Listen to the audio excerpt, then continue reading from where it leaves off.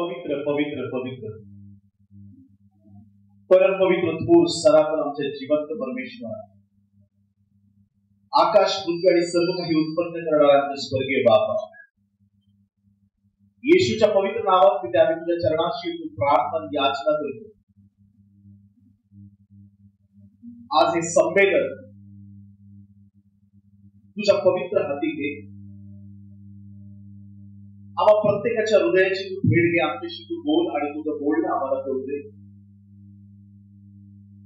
माझ्या माता बहिणी लांबून जवळून या ठिकाणी एकत्रित झालेल्या आहेत आणि प्रभू इच्छा आहे की त्यांनी उपस्थित हलवावा आणि तू त्यांच्याशी बोलावस। स्वर्गीय देवा, या सभेचा ताबा तुझ्या हाती घे। जे डिस्टर्बन्स आम्ही पाहतोय ते सगळे येशूच्या नावात निघून जाते। या सभेत कुठल्याही प्रकारचा अडचण किंवा कुठल्याही प्रकारचं अडखळण येऊ देऊ नकोस देवा। हे मंदिर तुझ्या उपस्थितीने तुझ्या सामर्थ्याने भरून जाऊ दे। तुला धन्यवाद स्वर्गीय बापा। आमची प्रार्थना धुपाप्रमाणे तुझ समोर सादर झाली। तुझं गौरव प्रकट कर, तुझ्या आशीर्वादाने भर। ओठ माझेच शब्द तुझ्या असू दे। तुझ्या शब्दाने तुझ्या वाणीने भेट घेतो। ही सर्व प्रार्थना येशूच्या गौर पवित्र आणि सर्वोच्च नावात मागतो म्हणून देते आहे। आमेन आमेन। थोडा हसून आमेन। आज या महिलांच्या संमेलनात आपल्या सगळ्यांचं स्वागत आहे आणि निश्चित अर्थाने प्रभू आपली भेट घेणार आहे। आमेन। नीतिसूत्र 31वा अध्याय आणि यातील 10 ते 31 वचन आपण वाचणार आहोत। सद्गुणी स्त्री कोणाला प्राप्त होते तिचे मोल मोत्याहून अधिक आहे। तिच्या पतीचे मन तिजवर भरवसा ठेविते, त्याला संपत्तीची वाण पडत नाही। ती आमरण त्याचे हित करीते, अहित करीत नाही। ती लोकर व ताक खटपटीने मिळविते आणि आनंदाने आपल्या हातांनी काम करीते। ती व्यापारी गलबतांसारखी आहे, ती आपली अन्न सामग्री दुरून आणते। रात्र सरली नाही तोच ती उठून कुटुंबाच्या अन्न सामग्रीची व्यवस्था करीते आणि आपल्या दासीस त्यांच्या अन्नाचा वाटा देते। शेताची चौकशी करून ते ती विकत घेते। ती आपल्या हातच्या कमाईने द्राक्षांचा मळा लाविते। ती बलरूप पट्ट्याने आपली कंबर बांधिते। ती आपले बाहू नेटाने कामास लाविते। आपला उद्योग फायदेशीर आहे हे तिला कळते। तिचा दिवा रात्रीस मालवत नाही। ती चाती आपल्या हाती घेते। ती हातांनी चरखी धरिते। ती गरिबांसाठी मूठ उघडीते, गरजवंतास हात देते। आपल्या कुटुंबाकरिता तिला बर्फाचे भय वाटत नाही, कारण तिचे सर्व कुटुंब किरमिजी बनात पांघरलेले असते। ती आपणासाठी बेलबुट्टीदार पलंग पोस करीते। तिचे वस्त्र तलम तागाचे व जांभळे आहेत। तिचा पती वेशीत देशाच्या वडील मंडळीत बसला असता तेव्हाच ओळखीता येतो। ती तागाची वस्त्रे करून विकिते, व्यापारास कमरबंद विकत देते। बल व प्रताप हीच तिची वस्त्रे आहेत।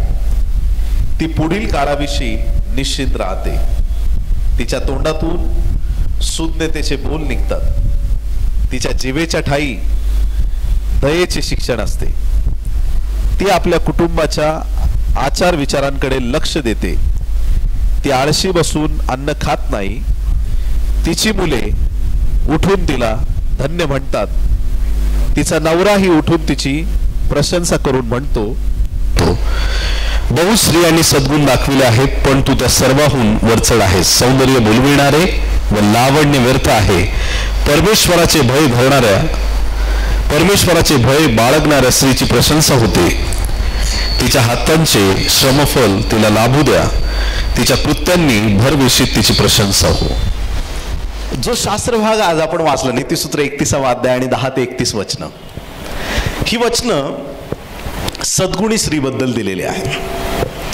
आणि माझा विश्वास, माझी खात्री आहे की त्या सद्गुणी स्त्रिया आज इथं प्रभूच्या भवनामध्ये आलेल्या आहेत. आमेन.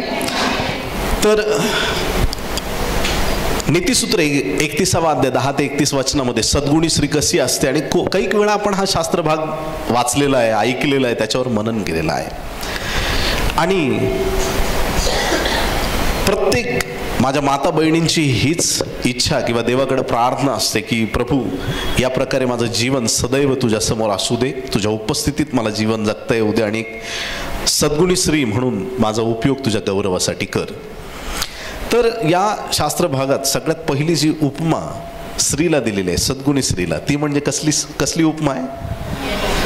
Yes, very good. सगळ्यात पहिली मी तुम्हाला ना आज 6 उपमा सांगणार आहे. तर पहिली जी उपमा स्त्रीला दिलेली आहे ती म्हणजे कसली उपमा आहे? मोत्याची. कारण इथं वचन सांगतं नीतिसूत्र 31:10 मध्ये, सद्गुणी स्त्री कोणाला प्राप्त होते तिचे मोल मोत्याहून किती आहे? अधिक आहे. मोती मूल्यवान आहे. मोती कसं आहे? मूल्यवान आहे. का मूल्यवान आहे माहिती आहे का? कारण की एक गोष्ट बोलतो मी तुम्हाला फार महत्वाची.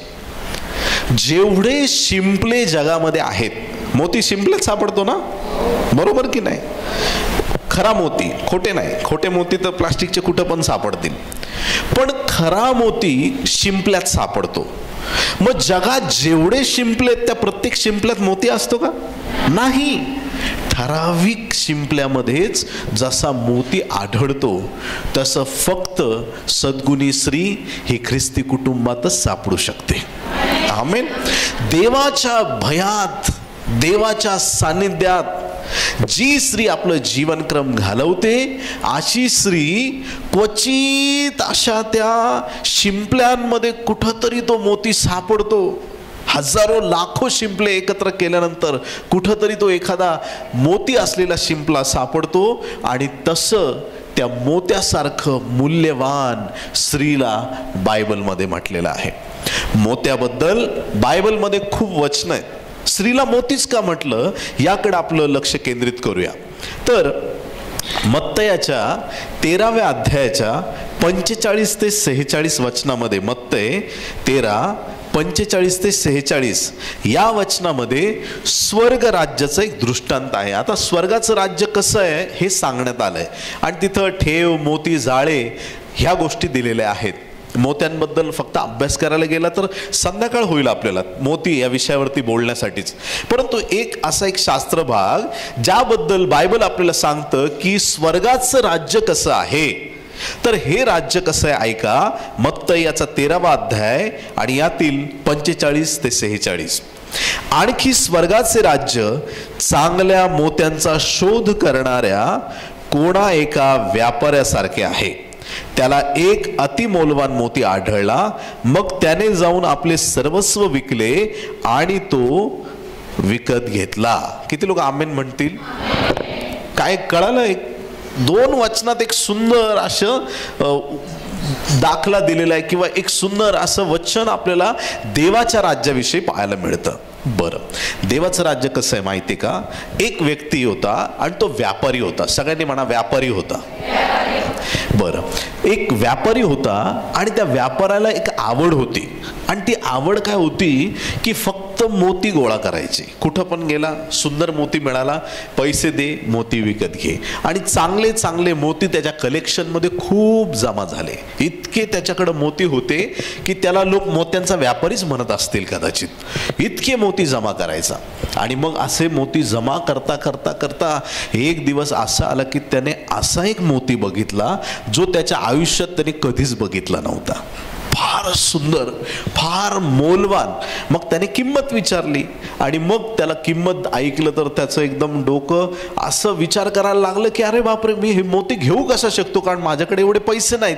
मग मला ते मोती कसे घेता येईल? हा मोती घेण्यासाठी मला काहीतरी विकावं लागेल. मग काय विकू, माझ्याकडे काय मूल्यवान आहे? मग त्याला एक युक्ती आली की माझ्याकडे जेवढे मोती जमा झालेले आहेत, मग ते जगातून कुठूनही मी घेतलेले असतील, ते मोती आम्ही कुठूनही जमा केले असतील, ते सगळे मोती जर मी विकले तरच मला हा एक मूल्यवान मोती घेता येईल.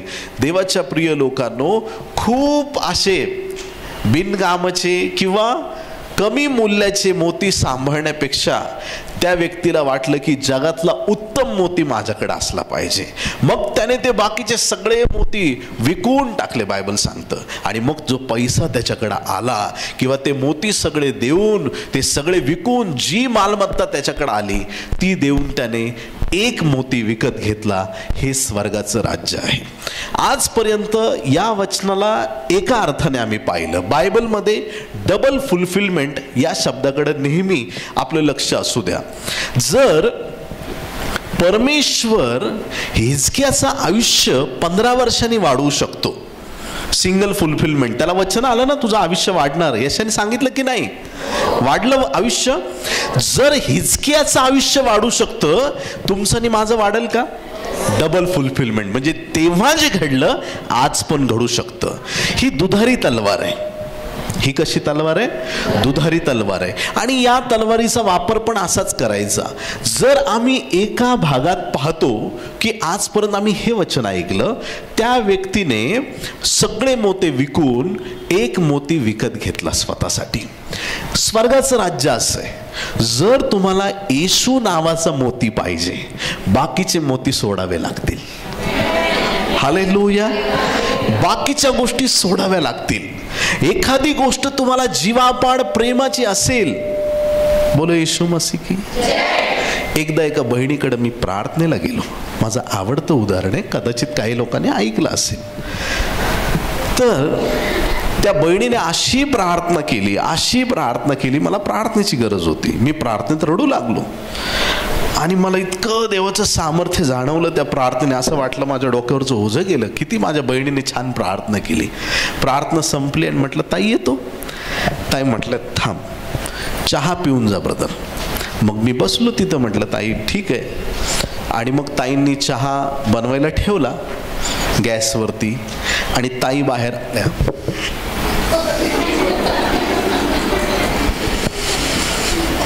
बोला ब्रदर. मला मनात प्रश्न पडला, ह्याच त्या ताई आहेत का? आता इस्रायलमध्ये होता, आता मिसर देशात गेल्या 2 मिनिटात. ह्याच त्या ताई आहेत का? मी ताईंना प्रश्न केला, ताई देवालाही चालत नाही, बरोबर ना? पाळक लोक नाही बोलणार तर कोण बोलणार? आमचं बोलायचंच काम आहे की नाही? आम्हाला बोलावंच लागतं. ताई देवाला चालत नाही. ताईचं उत्तर ऐका, प्रभूला मी सांगितलं एवढी गोष्ट राहू दे, फक्त याची क्षमा कर, तुला बाकी काय करायचंय ते कर, फक्त हे राहू दे. म्हणलं ताई मिसर देशातून बाहेर या, देवाची इच्छा नाही. काही लोक काही मोती स्वतःकडे ठेवतात. थोडे जरी मोती स्वतःकडे ठेवले तरी पूर्ण किंमत मोजली जाणार नाही. बसचं तिकीट 100 रुपये. कंडक्टरला तुम्ही 90 रुपये दिले तर तो म्हणाल का, या मावशी माझ्या, तुम्ही फार मला प्रेमळ वाटलं, तुम्ही 10 रुपये सोडू. त्यांनी सगळ्यांना 10 रुपये सोडले ना, महिन्याकाठी त्याला पगारात 0 मिळेल. तो खाणार काय? ते 1 रुपये पण नाही सोडणार तुम्हाला. एखादी वस्तू तुम्ही घ्यायला जाता, तुम्हाला पूर्ण पैसे मोजावे लागतात. आम्ही कॉम्प्रोमाइज फक्त देवाच्या राज्यात करतो. इलेक्ट्रिसिटी बिलमध्ये तुम्हाला कोणी डिस्काउंट दिलाय का? जाऊ दे, 6 महिने भरू नका, तुमचा प्रॉब्लेम आहे. आम्हाला कळालं आता तुमचा जॉब गेलाय. तुमचा जॉब जाओ नाही तर काही पडो, बिल भरावंच लागणार. हालेलुया. हॉटेलमध्ये जेवल्यावर ते म्हणतात का, साहेब जाऊ दे, द्या सोडून बिल, असं म्हणतात का?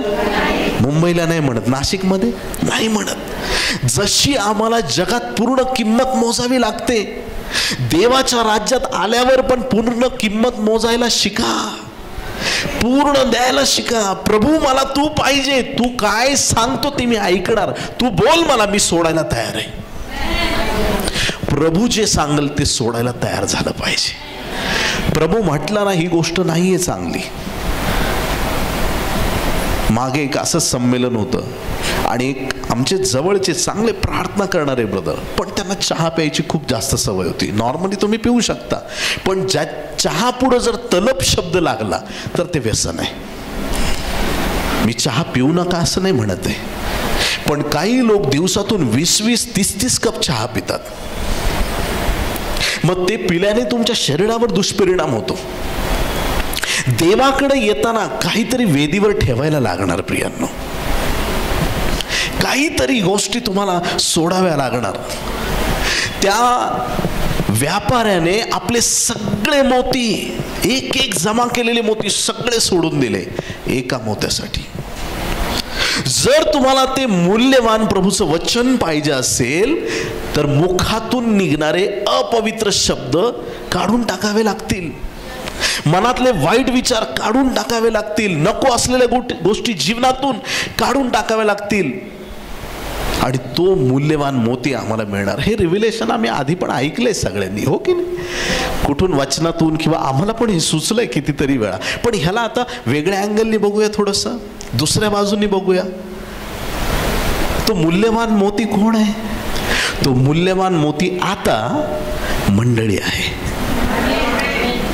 ती स्त्री जशी सद्गुणी स्त्री मोत्याहून जशी मूल्यवान आहे, तशी मंडळी प्रभूची, ख्रिस्ताची वधू मोत्यापेक्षा मूल्यवान आहे.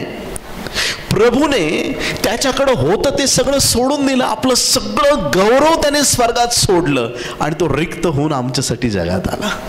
शून्य झाला, दीन, दरिद्री आणि कंगाल झाला. का? मंडळीला प्राप्त करण्यासाठी. त्याच्या नजरेने आम्ही खूप मूल्यवान आहोत. हालेलुया. देवाने, माझ्या प्रत्येक माता बहिणीनं, तुम्हाला परमेश्वराने मोत्यासारखं बनवलंय. हालेलुया. काही लोकांना पारख नसते. ऐकलं तुम्ही? आमचे मामा मित्रांबरोबर चालले होते रस्त्याने.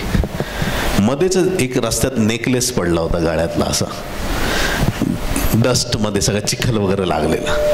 तर सगळे मित्रमंडळी मस्करी करायला लागले. तुझ्या बायकोला नाही, तुझ्या हा त्याला देतो, तो त्याला देतो, मस्करी करतायत. माझ्या मामांनी बरोबर ओळखलं हे सोनं आहे. ते म्हणले जाऊ दे, आता माझ्याच बायकोला नेतो. तो खरंच सोन्याचा नेकलेस होता. ज्यांना पारख नव्हती त्यांनी थट्टेवारी नेलं. काही लोक तुमची कुचेष्टा करत असतील, तुम्हाला तुच्छ लेखत असतील, कारण त्यांना मोत्याची पारख नाही. हालेलुया. घरात कधी कधी लोक सन्मान देत नाही, लेकरं सन्मान देत नाही, पती सन्मान देत नाही, नातेवाईक सन्मान. काळजी करायची नाही. तुम्हाला पारखणारा देव वरून बघतोय. त्याला माहित आहे, त्याला 100% ठाऊक आहे तुम्ही सोनं आहात.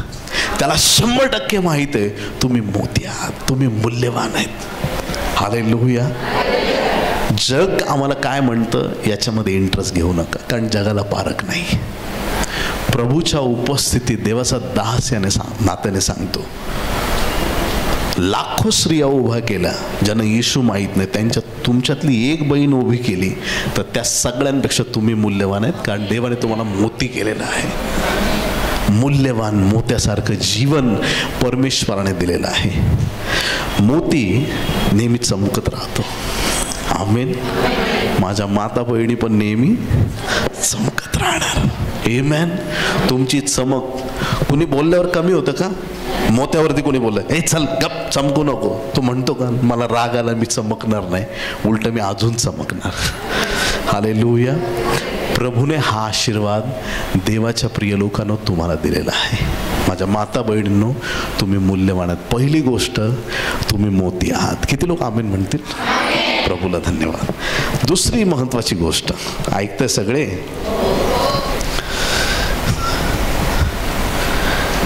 नीतिसूत्रे त्याच 31व्या अध्यायाच्या 14व्या वचनामध्ये, नीतिसूत्रे 31 आणि 14, ती व्यापारी गलबतांसारखी आहे, ती आपली अन्न सामग्री दुरून आणते. इंग्लिश मध्ये पण वाचतो. प्रोब चॅप्टर 31 वर्स 14. काही लोकांना गलबताचा अर्थ कळत नाही, म्हणून काही लोकांना तो खलबत्ता वाटतो. नाही नाही, वेगळं. ऐका, probes 31:14. She is like a merchant ships, she brings a food from अफार. मर्चंटशिप म्हटलेलं आहे. मर्चंटशिप म्हणजे एक व्यावसायिक किंवा एक व्यापारी त्याच्या गलबतासारखी, त्याच्या जहाजासारखी सुज्ञ स्त्री आहे. व्यापारी गलबत काय असतं म्हटलंय बस आम्ही असंच. सुज्ञ स्त्री किंवा सद्गुणी स्त्री व्यापारी गलबतासारखी. अरे पण व्यापारी गलबत करतं काय?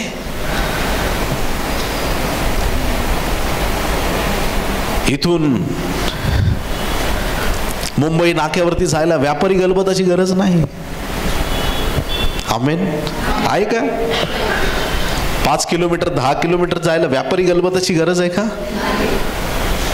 व्यापारी गलबताची गरज कधी असते? जी गोष्ट आमच्या नाशिकमध्ये नाही ती आणण्यासाठी व्यापारी गलबताची गरज पडते. कळतं तुम्हाला? मला काहीतरी विशेष सांगायचं, वेगळं सांगायचंय. व्यापारी गलबत किंवा ही व्यापाऱ्यांची जहाज पाण्यावरती कधी चालतात, कधी ते प्रवास करतात.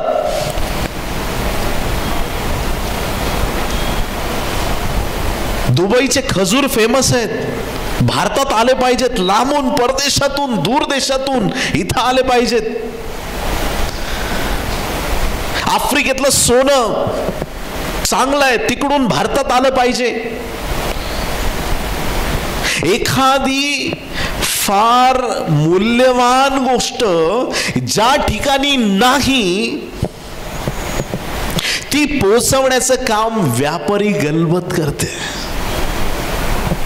ते व्यापारी गलबत देवाने तुम्हाला बनवलंय. मूल्यवान गोष्टी वाहून नेणाऱ्या तुम्ही माझ्या माता बहिणी आहात. देवाच्या कन्या तुम्ही आहात, राजकन्या आहात. हालेलुया. देवाच्या मूल्यवान गोष्टी घेऊन जाणाऱ्या आहात. देवाचं वचन असेल, सुवार्ता असेल, प्रार्थना असेल, ते तर तुम्ही घेऊन जाणारच. शांतीचा संदेश तुम्ही घेऊन जाणारच. असं हे व्यापारी गलबत आहे. घराची दिशा एक आई ठरवत असते. आपलं घर कुठल्या डायरेक्शनने जाणार आई ठरवते. घरातली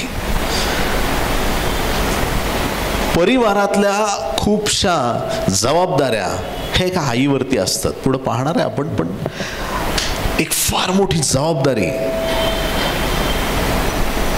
स्त्रियांवरती परमेश्वराने दिलेली आहे. व्यापारी गलबत. आता ह्या गलबताबद्दल आणखीन एक महत्वाची गोष्ट, एक वचन वाचू म्हणजे तुम्हाला लगेच कळेल. फार असं फिरून जायची गरज नाही. एकदम माफ करा. योना याचा पहिला अध्याय 5 वचन. योना 1:5. व्यापारी गलबत म्हणजे फुल सगळं लोडेड असतं, सगळं त्याच्यावरती मूल्यवान वस्तू भरलेल्या असतात. पण काय होतं ऐका. योना 1:5. खलाशी घाबरले. का घाबरले? कारण की योना आता झोपलेला आहे आणि समुद्रामध्ये वादळ आलेलं आहे. आता या परिस्थितीमध्ये खलाशी घाबरले व आपापल्या दैवतांचा धावा करू लागले. ज्याचा जो देव होता त्याने त्याचं नाव घ्यायला सुरुवात केली. आपापल्या दैवताला हाक मारू लागले किंवा धावा करू लागले. मग त्यांनी जहाज हलके करण्यासाठी त्यातील माल समुद्रात फेकून दिला. काय केलं? माल, जहाज बुडायला लागलं, माल समुद्रात फेकून दिला हलकं करण्यासाठी.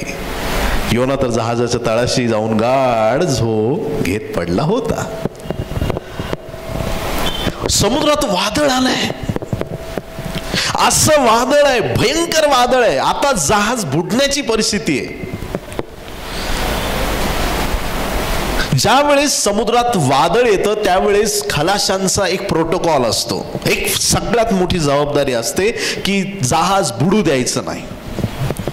ते डायरेक्शन चेंज करतील प्रवासाचं, त्यांच्या अभ्यासाप्रमाणे डायरेक्शन बदलतील. पण जर त्यांना ते जहाज जड असेल, त्याच्यात खूप माल भरलेला असेल, खूप वस्तू त्याच्यामध्ये असतील, तर ते जहाज पटकन बुडून जाईल. सगळे ऐकताय? हो नाही. ज्या वेळेस ते जहाज अवजड होतं, वादळ आलंय, वादळात जड जहाज पटकन बुडून जातं आणि ते पाण्यावर तरंगतच राहावं यासाठी त्याला हलकं करणं गरजेचं आहे. मग लोकांनी वस्तू सगळ्या फेकून दिल्या, हलकं केलं त्याला, पण तरी एक माणसाचं वजन जास्त झालं होतं. बरं येशू मसीह की चिठ्ठ्या टाकल्या आणि चिठ्ठी निघाली कोणाची? योनाची निघाली फेकायला. जसं त्याला फेकलं वादळ शांत.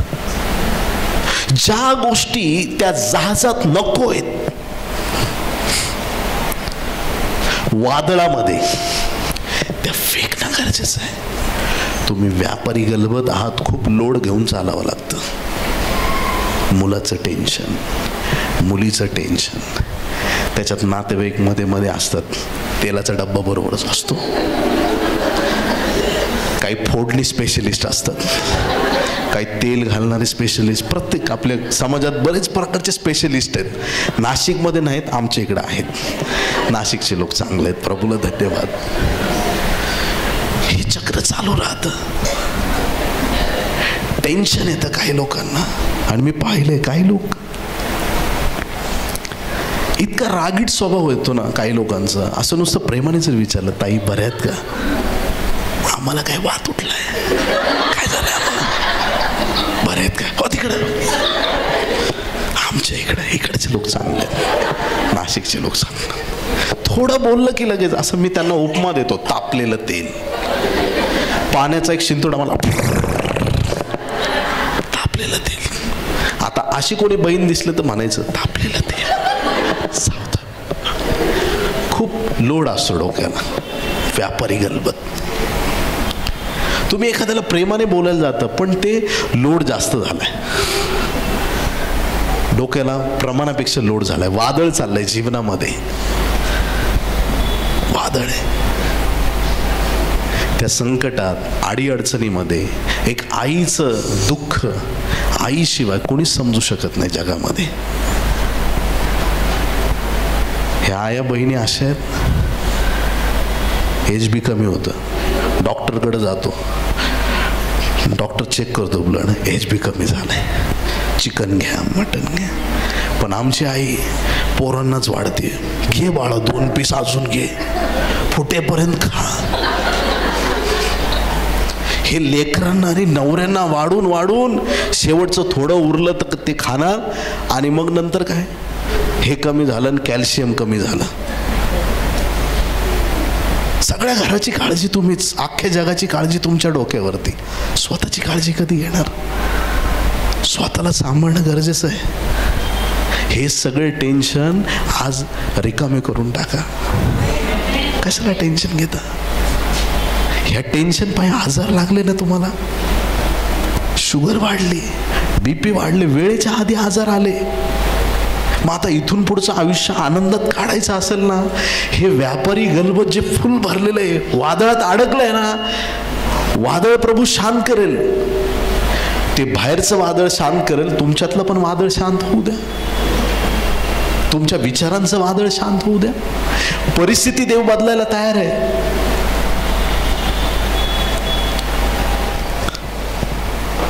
व्यापारी गलबत. आणखीन एक वाचू शास्त्र बघ, हेच वचन अजून एकदा. प्रेषितांची कृत्ये 27 अध्याय 18-19 वचन. इकडे योना आहे, इकडे पौल आहे जहाज.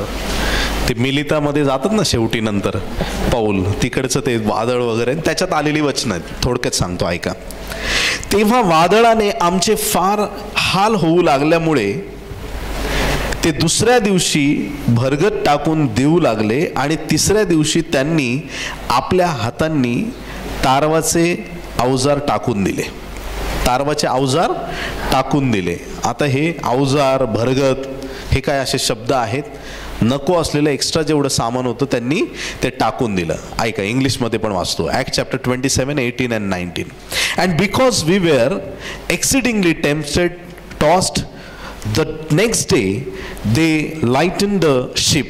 Lighten the ship म्हणजे त्यांनी जहाज हलकं केलं. On the third day we threw the ship's tackle overboard with our own hands. काय सांगितलं इकडं की ते जे जहाज होतं त्याला त्यांनी हलकं केलं. पौलाच्या पण जहाज ज्यावेळेस वादळात अडकलेलं होतं ते जहाज रिकामं केलं. योनाचं जहाज वादळात सापडलं, जहाज रिकामं केलं.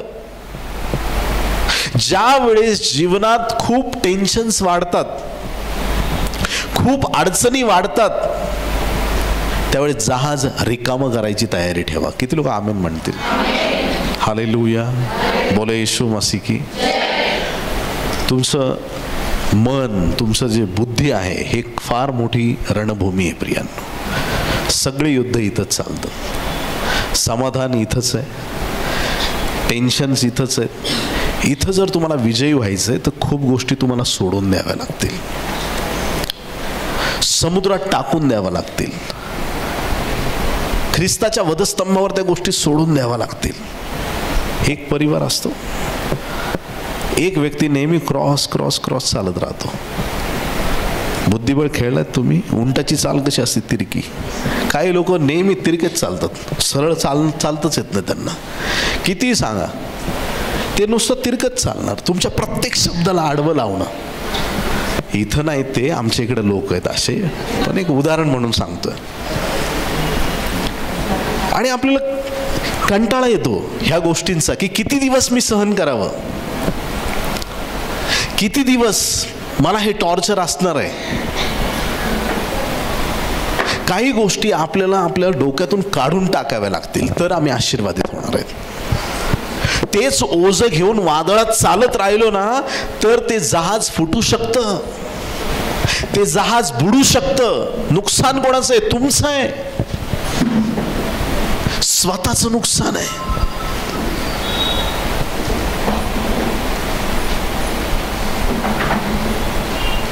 दाविदाने युद्ध लढलं गल्ल्याथा बरोबर. शाऊलाकडे गेला, मी लढतो, हिंस्र पशूंना मारलंय मी, काय नाही, प्रभू आहे माझ्या बरोबर, लढतो, मी लढतो. घे चिलखत, चिलखत घातली, घे ढाल घेतली, घे तलवार घेतली, जा. चालतच आहे ना. त्याला वाटलं तर यांनी मीच मरल. शौल माझ्या बाजूने आहे का गल्ल्याथाच्या बाजूने, इथंच मारतोय की काय मला. त्याने ते सगळं ठेवून दिलं.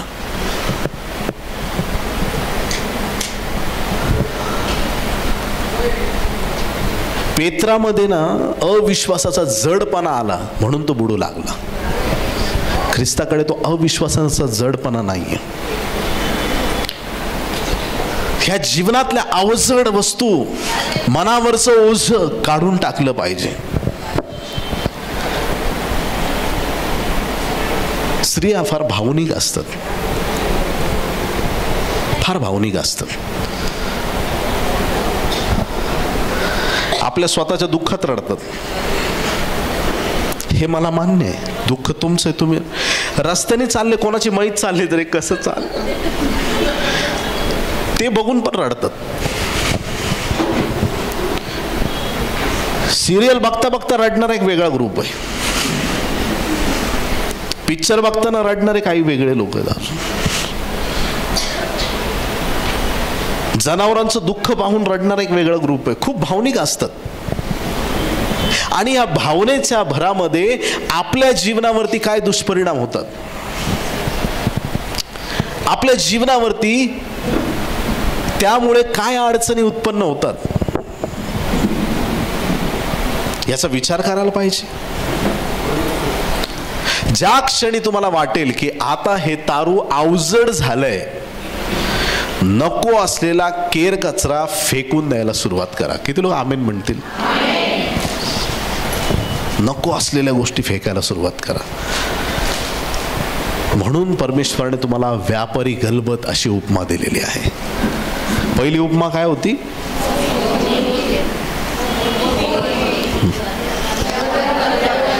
परीक्षा शेवटपर्यंत होतं राहणार आहे. पहिलं मोती, दुसरं व्यापारी गलबत. व्यापारी गलबत जड झाल्यावर काय करायचं? नको असलेल्या गोष्टी कमी करून टाकायच्या. जितकं कमी करता येईल टेन्शन तेवढं कमी करायचं.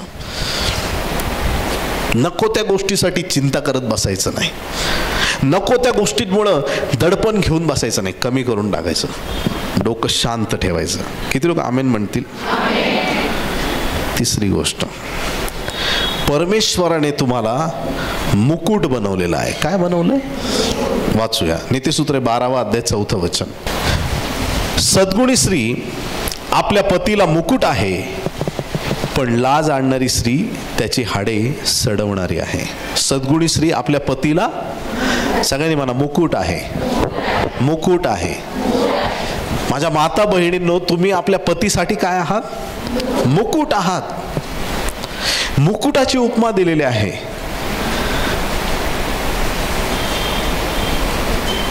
मुकुट कोणाला घातला जातो? जरा मोठ्या आवाजात बोला की. तुमच्या राजाला तुम्ही मुकुट आहात. आमेन. तो राजा नसला तरी तुमच्यामुळे राजा बनू शकतो. आमेन. तो राजा नसला तरी राजा बनू शकतो. बरेच नवरे आपल्या पत्नीला राणीसारखं ठेवत नाहीत. जर पत्नीला राणीसारखं ठेवलं तर नवऱ्याला राजासारखं राहता येईल हे गणित त्यांना कळलं नाही.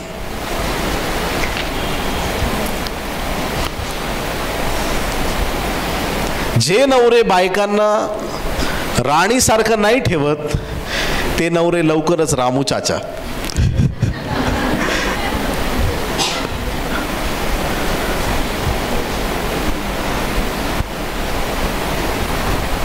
नीतिसूत्रे 14:24. सुज्ञाचे धन त्याचा मुकुट आहे, मूर्खाची मूर्खता केवळ मूर्खताच राहते. सुज्ञाचे धन त्याचा मुकुट. सुज्ञाचे धन त्याचा मुकुट आहे. पती पत्नींचं धन त्यांची लेकरं आहेत. किती लोक आमेन म्हणतील? पोटचं फळ देवाने दिलेलं धन आहे, देणगी आहे. तुमची लेकरं तुमचं धन आहे. तसं एका पतीचं धन, त्याच्या जीवनातला आशीर्वाद, त्याचा मुकुट त्याची पत्नी आहे.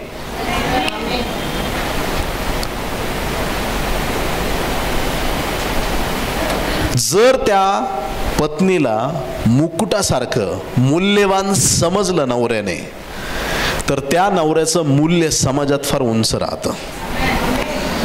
जो आपल्या पत्नीला नीट सांभाळत नाही, परमेश्वराने तुम्हाला मुकुट केलेला आहे. राजासाठी सगळ्यात शोभणारी गोष्ट, त्याच्या ढाल तलवारीपेक्षा त्याच्याकडे शोभणारी गोष्ट हा राजा आहे हे कळण्याची गोष्ट म्हणजे त्याचा मुकुट आहे. एखादा व्यक्ती किती हुशार आहे किंवा एखादा व्यक्ती किती सक्सेसफुल आहे, त्याची पत्नी काय याच्यावरती निर्भर आहे. तुम्ही ऐकताय चर्च? फार मोठी गोष्ट आहे. कधी कधी पहाडासारखे दिसणारे नवरे एकदम जगासमोर एकदम अशी हिंमत दाखवतात, घरात मुळू रडत बसतात. मी पाहिलंय असं. मग बायको येते, डोक्यावर हात फिरते, घाबरू नका, मी आहे ना तुमच्या बरोबर, मी आहे तुमच्या बरोबर, घाबरू नका. हा जगाला दिसायला स्ट्रॉंग असतो, पण त्याचा बॅकबोन त्याची बायको आहे. त्याच्या दुःखात आणि त्याच्या संकटात नेहमी त्याच्या बरोबर उभी राहणारी त्याची पत्नी आहे, जी त्याला नेहमी धीर देणारी आहे. त्याच्या मस्तकावरती शोभेल असा मुकुट त्याची पत्नी आहे. परमेश्वराने तुम्हाला मुकुटासारखं मूल्यवान केलेलं आहे. तुमच्यामुळं तुमच्या नवऱ्याची किंमत वाढते. किती लोक आमेन म्हणतील? हालेलुया. तुमच्यामुळं तुमच्या नवऱ्याची किंमत वाढते. समाजात त्याला एक चांगलं स्थान प्राप्त होतं. स्त्रियांना एक विशेष देवाने सेन्स दिलेला आहे, जो सेन्स पुरुषांकडे थोडा कमी आहे, थोडासा. स्त्रियांना चांगलं आणि वाईट पटकन कळतं. किती लोक आमेन म्हणतील? खुश झालात तुम्ही, प्रभूला धन्यवाद. नवरे असे असतात, मित्रांनी सांगितलं, हो त्यांनी सांगितलं स्कीम आहे, काय नाही, आपल्याला फक्त 5 तर द्यायचेत, 25 लाख पुढच्या महिन्यात घ्यायचेत. ती म्हणते नको रे बाबा, 5 आहेत ते आपल्याकडे राहू दे आपले. कोण आहे मित्र? हा मला माहिती, तो आधीपासून बदमाश आहे, तू काढ माहिती, एवढा महिना ऐक, तुला 2-4 दिवसातच कळेल. तो माहिती काढतो आणि नंतर त्याला कळतं की माझा मित्र बदमाश होता, माझी बायको चांगली आहे. ऐकताय तुम्ही? हा एक सेन्स दिलेला आहे. घरात कोणी पाहुणं आलं की नवऱ्याचा एक अप्रोच असतो, या ना साहेब, या ना साहेब. ती लांबूनच बघते न ओळखते कोण आहे हा आणि कसा आहे, याला किती प्रोत्साहन दिलं पाहिजे, किती बोललं पाहिजे. स्त्रियांना एक तो विशेष देवाने दिलेला गुण आहे तो.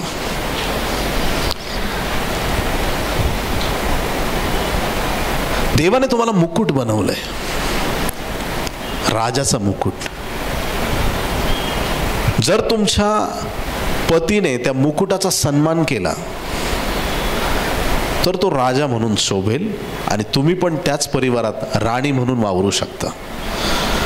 राजा आणि राणी बनण्यासाठी घरामध्ये संपत्तीच असली पाहिजे असं काही नाही. किती लोक आमेन म्हणतील?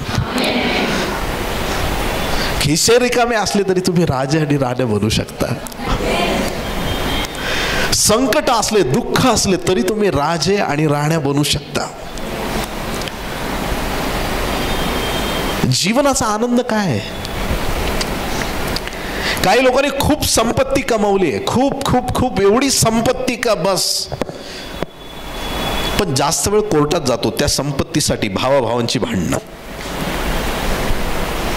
Property matters and it matters a lot. बहुत संपत्ती आनंद नाही देऊ शकत.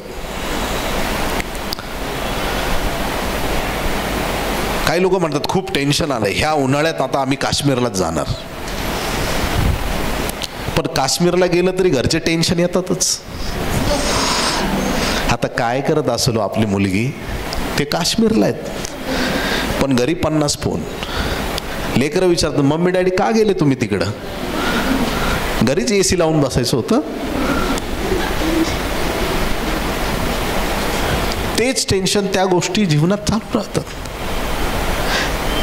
संपत्ती किंवा ह्या जगातल्या गोष्टी तुम्हाला आनंद नाही देऊ शकत. आमच्या जीवनात, आमच्या परिवारात देवाची उपस्थिती, देवाचा अनुग्रहाचा हात आमच्या जीवनात पाहिजे. त्याच्या आशीर्वादाने एक सुंदर जीवन आम्ही जगू शकतो. परमेश्वराने तुम्हाला मुकुट केलं. पहिली गोष्ट सांगितली, काय आहात तुम्ही? मोती. दुसरं व्यापारी गलबत. तिसरी गोष्ट मुकुट आहात.